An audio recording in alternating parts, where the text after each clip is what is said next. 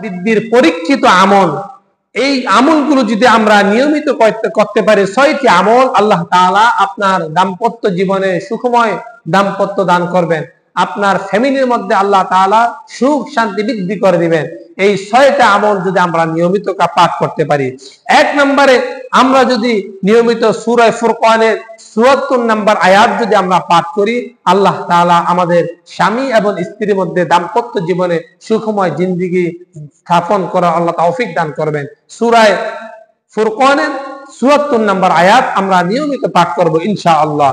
2 নম্বরে আল্লাহ তাআলার আনুগত্য অবলম্বন করা, আল্লাহ তাআলাকে বেশি বেশি স্মরণ করা, বেশি বেশি জিকির করা, বেশি বেশি আমরা আল্লাহ তাআলাকে স্মরণ করে আমল করা। এই যে আনুগত্য, আমরা নিয়মিত অনেক সময় দেখা যায় স্বামী নামাজ পড়ে, স্ত্রী নামাজ পড়ে না, এই জন্য স্বামী তাকে কিছু বলে না। আবার স্ত্রী নামাজ পড়ে, স্বামী নামাজ পড়ে না, এই জন্য স্বামী স্বামীকে বলে না, স্বামী স্ত্রীকে বলে না। কিন্তু যদি দুজন রাতের আঁধারে উঠে আল্লাহ তাআলার দরবারে আল্লাহ তাআলার কাছে হাত তুলে আল্লাহ তাআলার কাছে পানা চাইতেন, তাহাজ্জুদ নামাজ আদায় করতেন, নিয়মিত যদি আল্লাহ তাআলার কাছে ইস্তিগফার পাঠ করতেন, আল্লাহ তাআলা আপনার জীবনের মধ্যে আমলের মধ্যে বরকত দান করে দিতেন।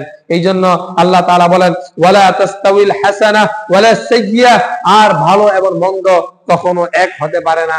আপনি নামাজ পড়েন, আপনার স্ত্রী নামাজ পড়ে না, আপনার স্ত্রী নামাজ পড়ে, আপনার স্বামী নামাজ পড়ে না।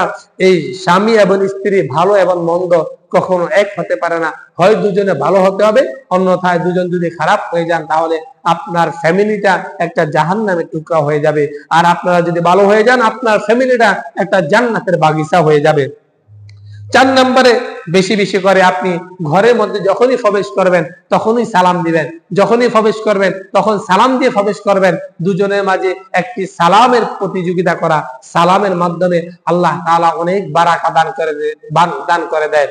এরপরে বেশি বেশি করে 5 নম্বরে গুনাহের কাজ থেকে আপনি বিরত থাকা।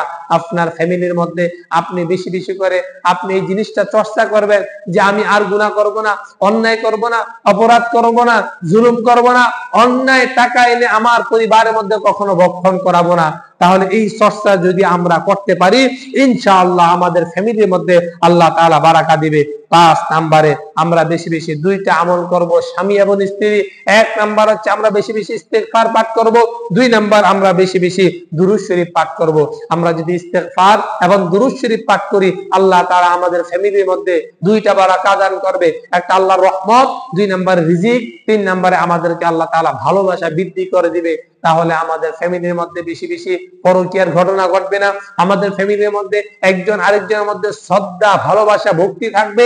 আর পক্ষান্তরে আল্লাহ তাআলা আমাদের ফ্যামিলি থেকে একটা জান্নাতের বাগিচাওয়ালা ফ্যামিলি দান করে দিবে। আল্লাহ তাআলা এই স্বামী এবং স্ত্রীর মাধ্যমে ভালোবাসা অটুট রাখার তৌফিক দান করুক, আমিন।